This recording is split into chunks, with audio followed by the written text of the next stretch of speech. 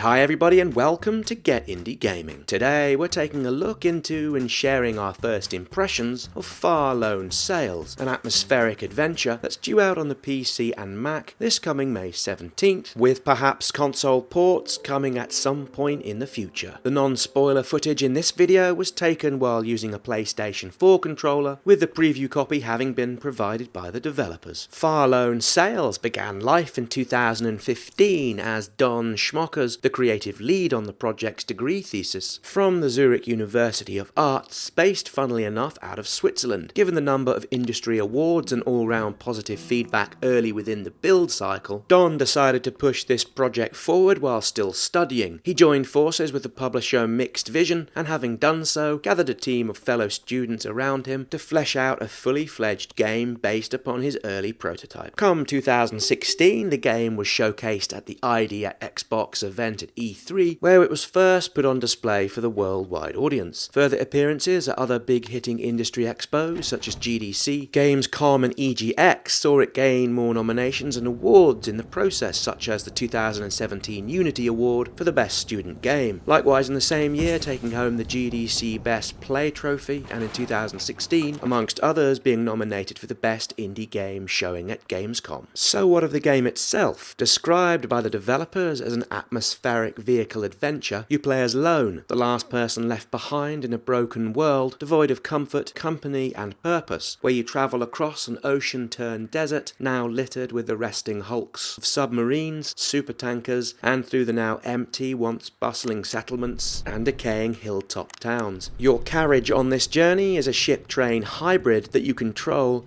that also must be maintained and upgraded with additional parts to help your progression through the wilderness. Aside from this, there's very little else to begin with in terms of a backstory or game-related lore, with the developers being keen for players to get out and explore for their own curiosity. The lack of spoon-feeding continues across and into the gameplay and its mechanics. To start up your craft and keep it moving, players need to operate a number of switches and levers to perform given functions, such as feeding a furnace fuel to create the energy needed to move the ship forwards. Another station releases the build-up of steam created while moving, and another sets down a land anchor to bring you to a halt and keep your craft nice and stationary. As you play, you upgrade with additional stations, with them performing key extra tasks to keep you moving forwards. The developers set about creating this game to be intuitive and straightforward to play, and during our 4-hour game time, aside from a tricky camera angle every once in a while, the team have succeeded with their aims. Fans of complex inventory systems,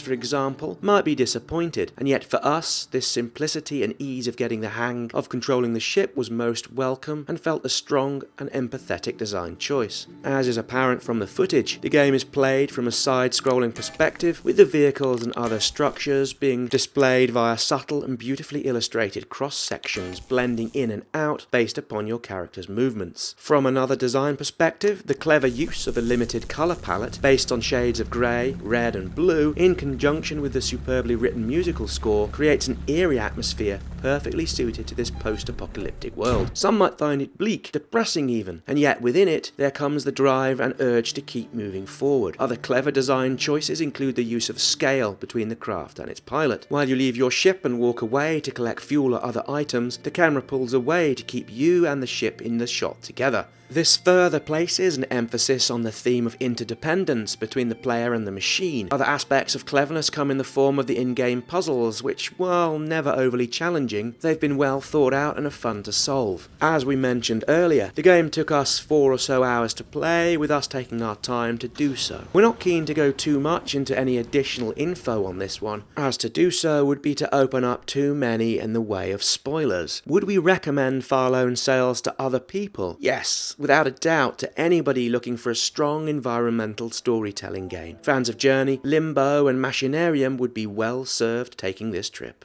And with that, we're out of time for this little preview video. While we really enjoyed this one, it would be great to see what you all think of Far Lone Sails. Will you be picking it up when it launches in a few days' time? Please let us know in the usual sections. While you're here, it would be awesome if you could hit that thumbs up button, and if you're new, why not subscribe to stay up to date with everything indie gaming. Many thanks for watching, and hope to see you all again here soon for more videos.